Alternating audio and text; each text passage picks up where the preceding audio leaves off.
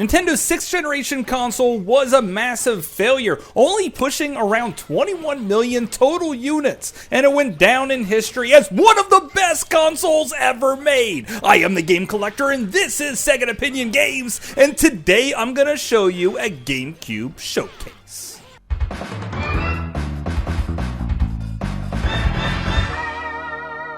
Second Opinion Games.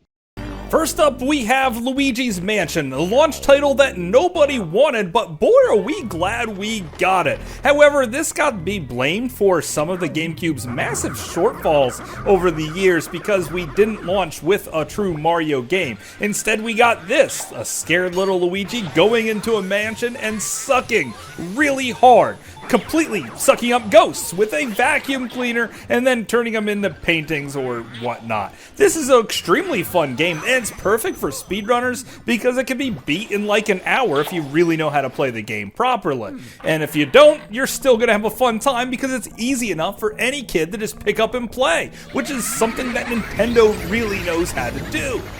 And because the GameCube was so family-friendly, it was a perfect fit for Nickelodeon to swing in with games like Nicktoons United, which is kind of like Gauntlet, but with the Nickelodeon characters. You could play as SpongeBob, Jimmy Neutron, or Little Timmy Turner. And there's also this Danny guy who seems to be a ghost who could possess other creatures in the game and walk through walls and flip switches and whatnot.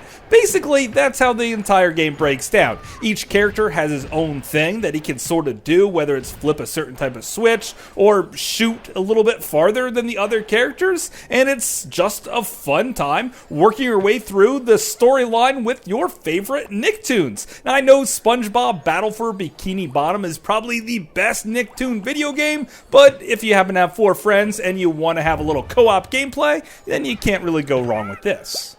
And when it comes to teaming up, even Sega got in the mix by bringing us Sonic Adventure DX Director's Cut. After the Dreamcast died, Sega just started porting over their games to the GameCube, and what a fit it was! Everything we loved about the original Sonic Adventure, with plenty more. However, we did lose that VMU support with that little Tamagotchi game, but we gained Game Boy Advance support, so if that's what you were really interested in, well, I feel really sad for you, because Sonic is all about running fast with super creative stages in a beautiful atmosphere, and that's what this game truly nails down. But Nintendo had a big franchise too, that is The Legend of Zelda. Now you could play almost every single Legend of Zelda game on the Nintendo GameCube because of the Game Boy Advance player that gets shoved into the bottom of the system. That means you can play all of the Game Boy games and all of the Game Boy Advance Zelda games. You could also play Ocarina of Time and Oracle of Ages from the old Nintendo 64 because it was a bonus disc for the Wind Waker, which also has a great game on this system. But Legend of Zelda 4 Swords Adventures was something truly unique, a weird mixture of Game Boy Advance compatibility with the Zelda formula.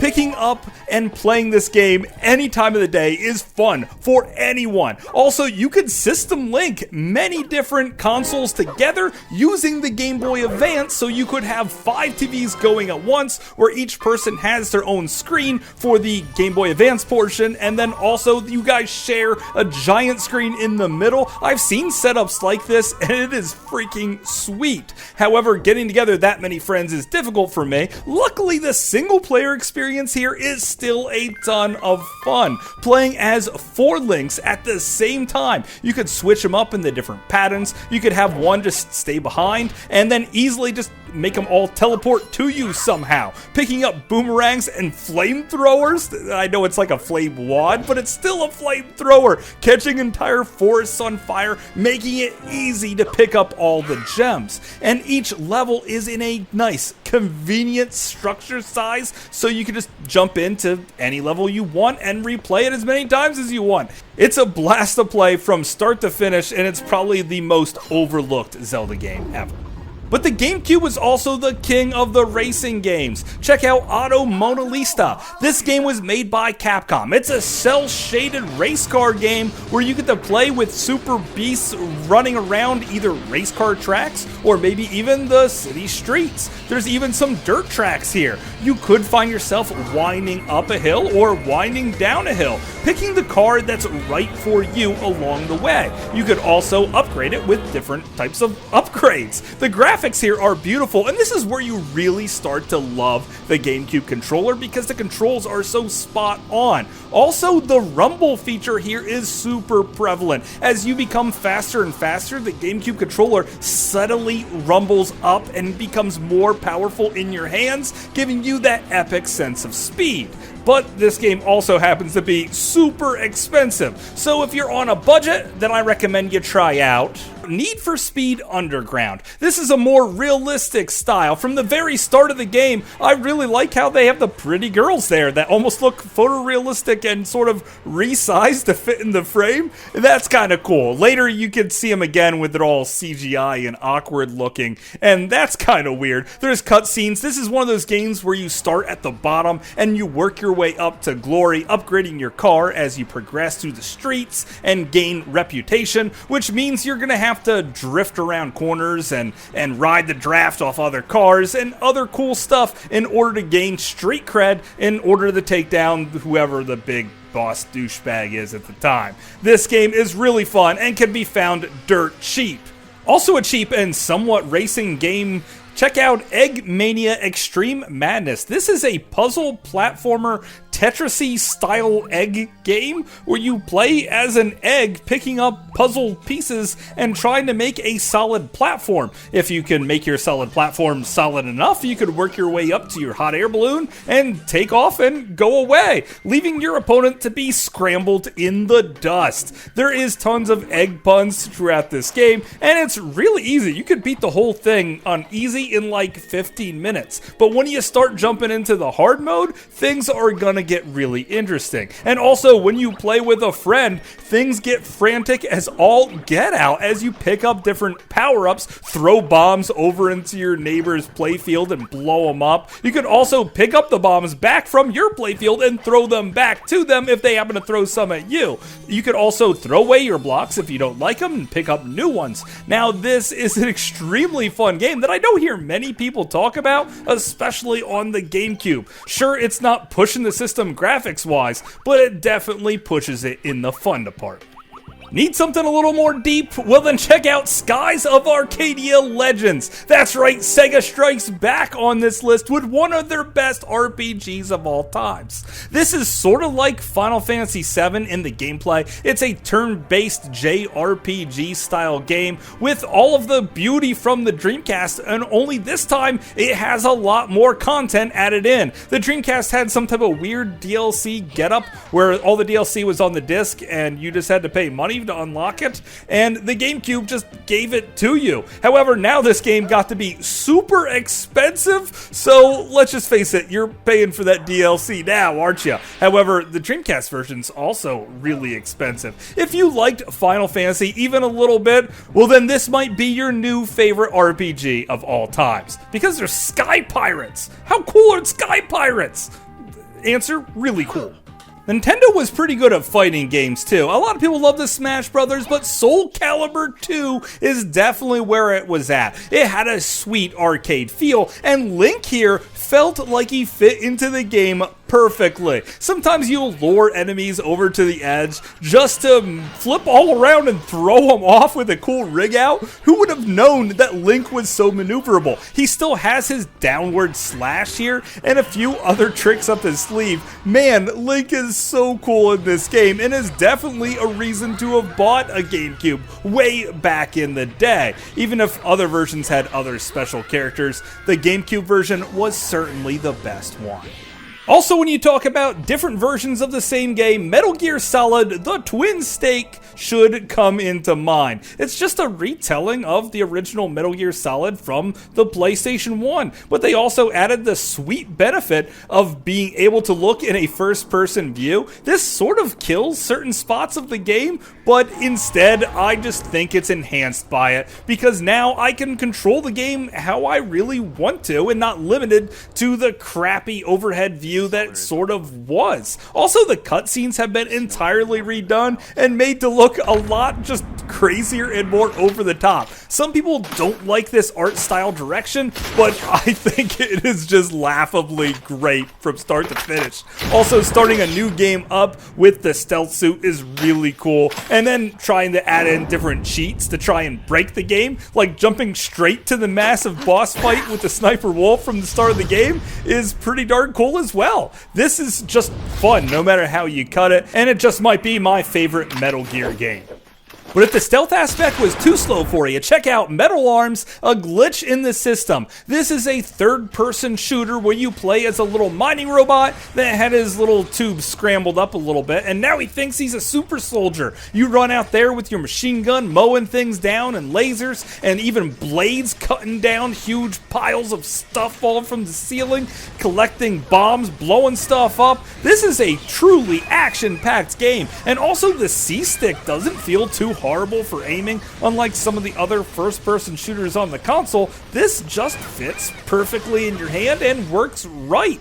Being able to do a quick double jump gives you plenty of maneuverability that's much needed in a game like this. You could also jack in and take controls of some of your enemies and mow down hordes of units. There is so much gameplay here that you would not even believe, and most people completely looked over this truly hidden gem. The action's still too slow for you? Check out Ikaruga. This is one of those games with a gimmick. There's a light and dark phase. If you're light, you can collect the light bullets and become more powerful. Same with the dark. And also, the bullets will cover the screen nearly all of the time. This is me playing on the easiest level of difficulty, and it's still ungodly difficult. I have never truly beat this game without any type of cheats, and I don't think I ever will. This is really frustrating, but also insanely fun. I just keep coming back to it like 10 times a year, every time getting just a little bit farther, and sometimes just blowing up instantly, because I really suck at this game, but I want to get good at it. It was also made by Atari, so everyone loves that, right? But don't forget about the imports, and sticking with the shooters, check out Castle of Shimagami 2. If you bought the right version of this, you probably have a little ceramic cat that came with it. My favorite character in the game also has a ghost girlfriend who pretty much just kills everything as long as you just hold down that button. However, you're not firing, leaving you free to just dodge bullets and collect all of the money that comes your way. Now, the trick of this game is that you are a tiny pixel tall, so you can maneuver your way through all of the bullets on the screen rather easily, to the point where you actually become more powerful if you're always close to the bullets. So you want to continuously be riding as close to every single shot as possible to make sure you're as effective as possible. This is an extremely difficult game that's also really cool, and even though I might look like I'm pretty good at this game, I'm absolutely terrible at this one too. It's just, there's a lot more stuff going on, and it makes me feel like I totally rock, when really I don't. Also left in Japan was Dreamix TV World Fighters. It has all of your favorite Konami, Kantara, and Hudson characters rolled into one game. The one is just a Japanese toy company. We'll just forget about those, even if they did bring Barbie into the mix. There's also the Hudson Bomberman, and even Simon Belmont here. Optimus Prime is always my boy, but sometimes I switch to Solid Snake himself. The cast of characters here is tremendous and awesome, and was way ahead of the Smash Brothers, and it sort of plays a little like Smash Brothers. You pick up heart containers at the start of the match, and then you beat everyone into oblivion. When they die, their soul starts to leave their body, and you have to collect their soul to actually kill them. Then they're just left as little mini guys running around the map, still doing something and causing some havoc, so even when you're out of the game, you're still kind of in it as a bit of a wild card. This is a terrifically fun game, and even has one of the best best stage levels I've ever seen, the Devastator level.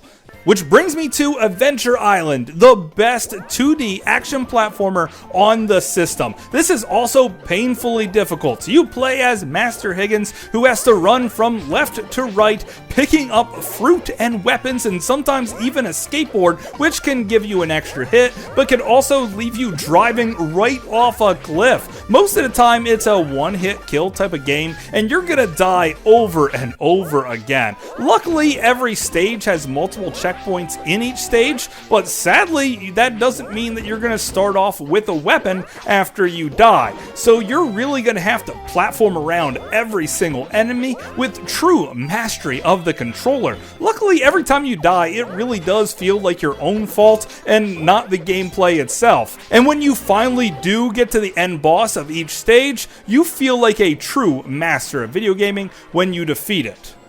But when it comes to that perfect GameCube controller, Nintendo had to mix things up yet again and give us bongos for games like Donkey Kong Jungle Beat. This is another side-scrolling platform game where you get to beat on your bongos and make Donkey Kong do some pretty crazy stuff. You also clap around quite a bit. Now, even though this might seem easy, it takes absolutely no time for me to find out that I have no rhythm whatsoever, making every single level I play incredibly difficult. The boss battles here are really cool too. This first one is sort of like a punch out, and then it moves on to a giant bird that you have to beat up. The controls are really interesting, even though you're doing them with the bongos. This definitely would have been hurt if you had to play it with a standard controller, and I'm happy they decided to give you a few more controller options.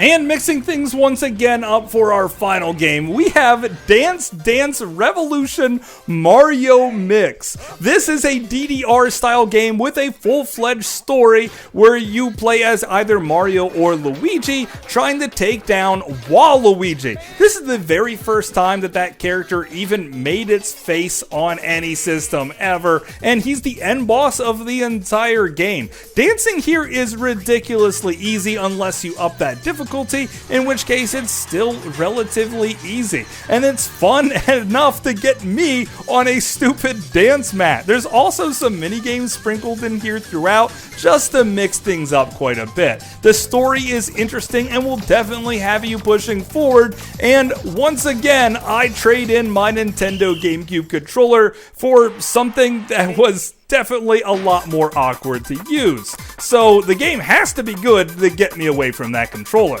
Of course, that's just my opinion. Thanks for watching.